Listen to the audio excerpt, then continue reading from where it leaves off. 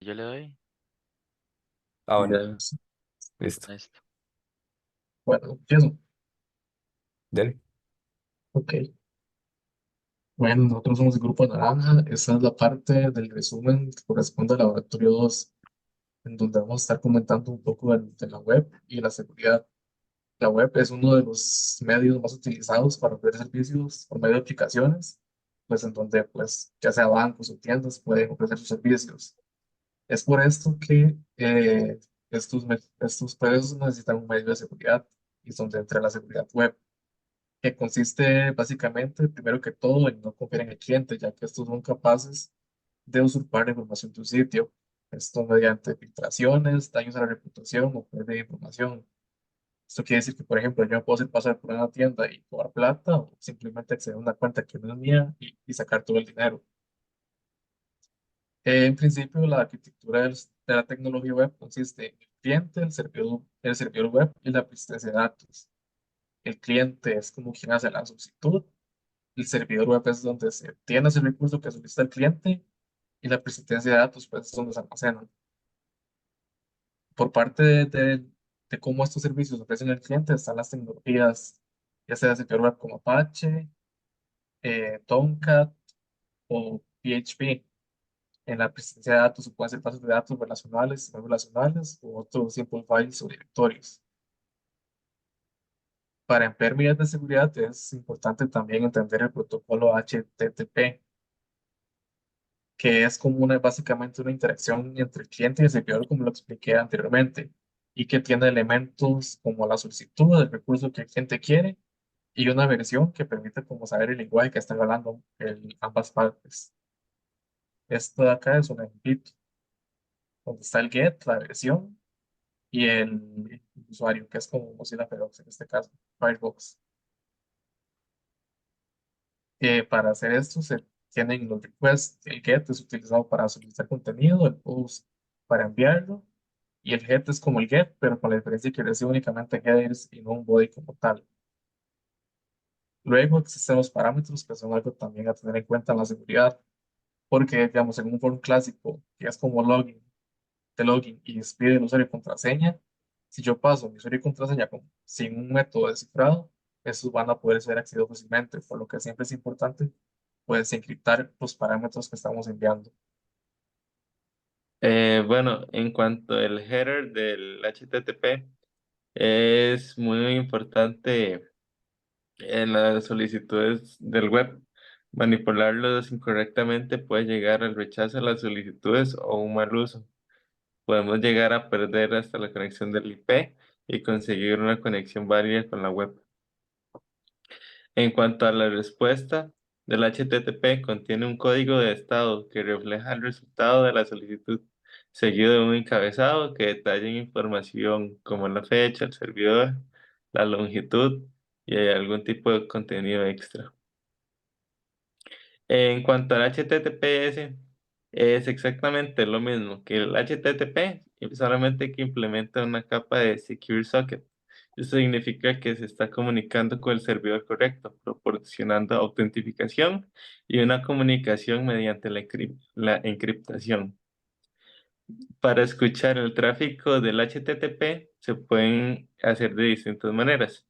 Una es escuchando directamente la red con herramientas como Wireshark o IceDump o mediante una extensión en el navegador, ya que la mayoría de navegadores permiten que los usuarios puedan ver el tráfico que se transmite y el que se recibe. También se puede configurar un proxy entre un navegador y un servidor. Para generar tráfico HTTP se puede hacer de distintas maneras, usando herramientas como Telnet o Netcat, mediante programación con lenguajes que permiten escribir y leer el tráfico desde un socket, y utilizando un navegador, que es la forma más fácil de acceder a un sitio web. Otros métodos permiten un mejor acceso a los detalles y una elaboración de solicitud de HTTP más específicas. En cuanto al code versus data, es un principio de seguridad informática que advierte sobre los riesgos que permiten que los datos del usuario sean interpretados como un código ejecutable, lo cual es comúnmente explotado en vulnerabilidades como el XSS o inyecciones de SQL. Para la codificación del URL se reemplazan caracteres especiales con su representación hexadecimal para evitar ambigüedades y prevenir vulnerabilidades en la solicitud del código. Después sigue el double coding, que significa que utiliza un sistema que está probando decodificación, perdón, se utiliza cuando el sistema que se está probando decodifica el valor proporcionado dos veces. La doble codificación también puede utilizarse para eludir algunos mecanismos de filtración bajo alertas de condiciones. La codificación HTML se utiliza para representar caracteres especiales con su valor correspondiente en HTML. A veces existen como choques entre cómo vamos a escribir una dirección y símbolos que vamos a utilizar para hacer la codificación. Entonces tenemos que utilizar sustitutos para que se pueda leer bien el mensaje o el texto que queremos codificar. Por último están las cookies y las sesiones que envían inicialmente por el servidor y almacenan en el navegador. Mantienen información entre solicitudes HTTP. Las sesiones utilizan identificadores de sesión para acceder a información almacenada en el servidor, proporcionando una capa adicional de seguridad al evitar la manipulación de los datos por parte del usuario. Autentificación de HTTP. Esta tiene tres tipos, los cuales son la autentificación básica, en el cual el usuario y la contraseña están cifrados usando base 64 y enviados usando un Authentication Header. Después el Digest Authentication.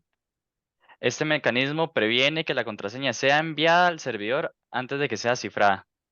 Y el NTLM Authentication es mayormente usada por Microsoft y es muy similar al Digest Authentication. Después, Web Services. Esta herramienta es utilizada para llamar métodos de manera remota utilizando HTTP. Testear testear web services es similar a testear aplicaciones web tradicionales, solo es necesario tener algunos ejemplos de request para empezar el testeo.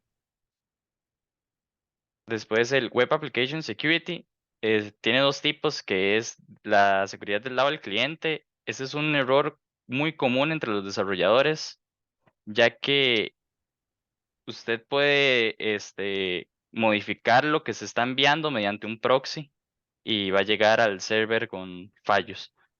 Y después está la seguridad del lado del servidor. En, en este tipo de seguridad es muy importante tomar que toda su información que está llegando al servidor va a ser potencialmente maliciosa hasta que no sea revisada y confirmado que no tiene nada malo. Después tenemos el fingerprinting. Esta es la primera tarea que se hace en cualquier testeo de una aplicación web, ya que provee información muy útil sobre las vulnerabilidades de la web. Esta técnica consiste en recolectar bastante información sobre la web, como el nombre y versión del servidor, si se usa una aplicación server en el backend, si la base de datos está en el mismo host, o el uso de reverse proxy, el load balancing o el programa el lenguaje de programación que está siendo utilizado. Como parte de las secciones que existen para realizar ese proceso de toma de huellas digitales que acabamos de ver, el primero y uno de los más comúnmente utilizados es navegar por el sitio web, que es lo que nosotros conocemos básicamente como esa opción de inspeccionar que nos dan nuestros navegadores, en el cual nosotros podemos acceder a básicamente el esqueleto de la página web y buscar los comentarios HTML para que nos diga básicamente cómo funciona esa página que estamos revisando. Y podemos utilizar algunas de las funciones como funcionalidad de carga y descarga, formularios, sección de administración y puntos de entrega de datos. Luego está en buscar favicon.ico. El punto .ico es una imagen pequeña que generalmente está a la par de la URL, que es como una parte de esa huella que tiene la página y que generalmente los desarrolladores no cambian muy seguido. Entonces es una de esas huellas que se pueden buscar a la hora de buscar una vulnerabilidad. Luego está verificar el archivo robots.txt. Eso es un archivo que básicamente lo que hace es indicar algunas partes de la aplicación web que por alguna razón los desarrolladores no quieren que que se indexen.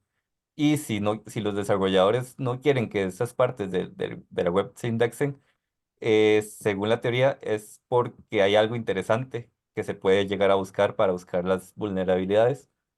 Luego, buscando directorios y páginas, es básicamente tener un listado de direcciones eh, con una lista de archivos y ver si esos archivos que son generalmente buscados están en ese servidor remoto.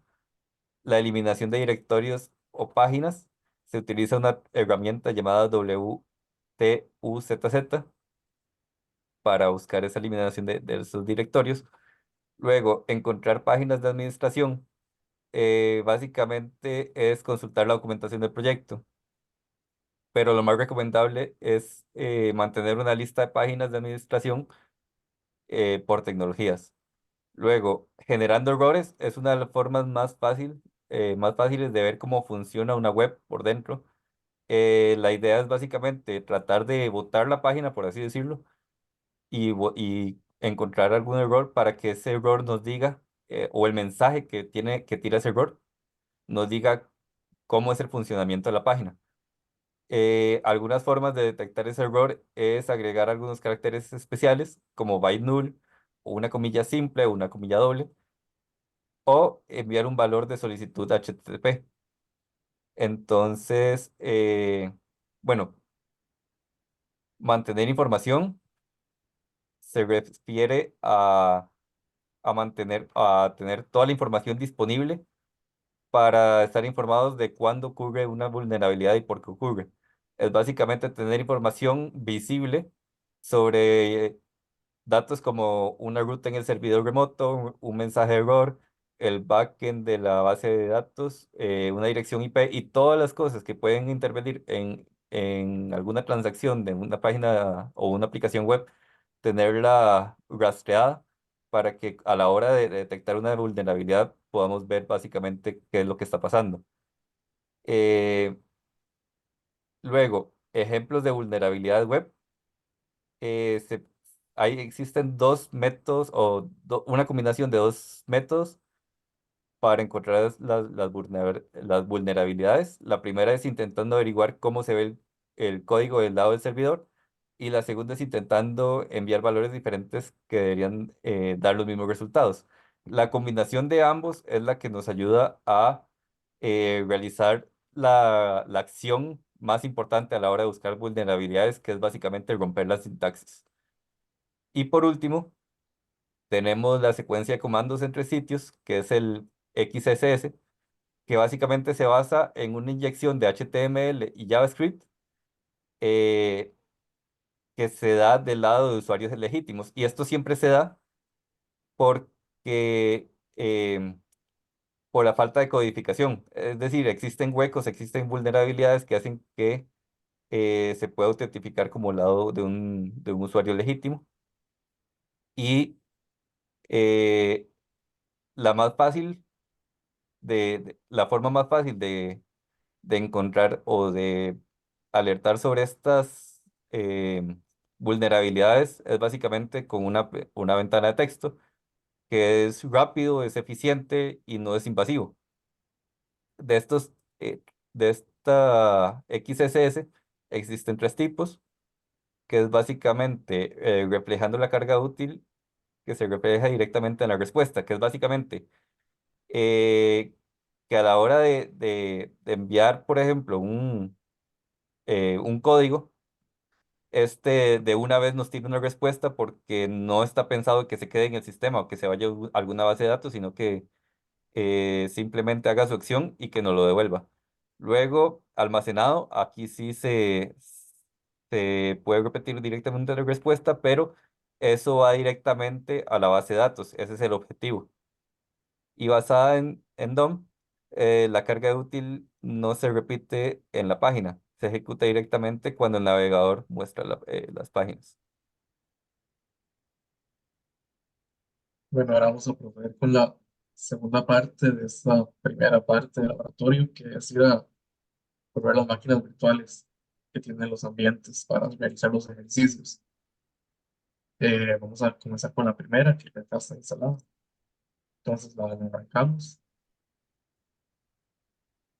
Se está viendo el VirtualBox, ¿verdad? Sí, sí, está bien.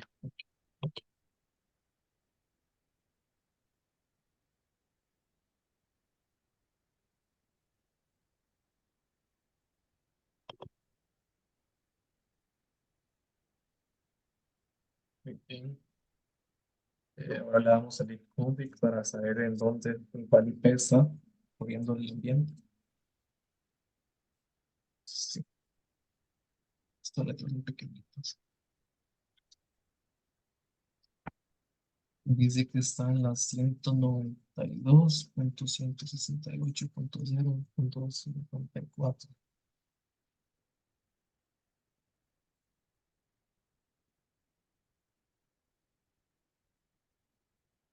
Se ve si está buscando. Creo que es esa. Ajá, acá está el primer ambiente para comenzar a hacer los ejercicios.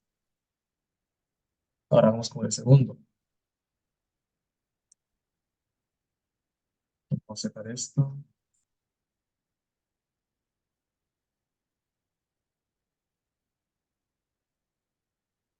Y arrancamos la máquina del segundo ambiente.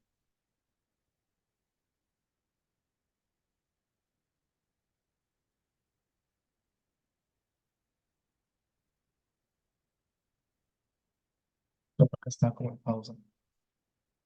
Y acá está la IP que es la 168. Entonces,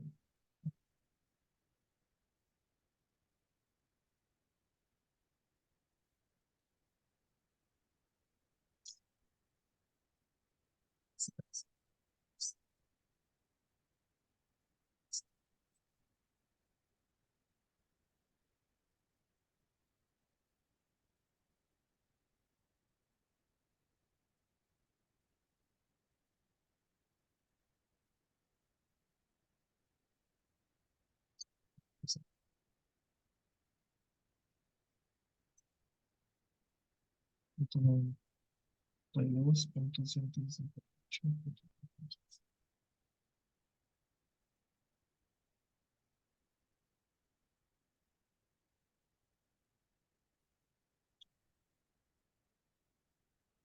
Y acá está el segundo ambiente corriendo. Y esto sería todo en este video. Muchas gracias.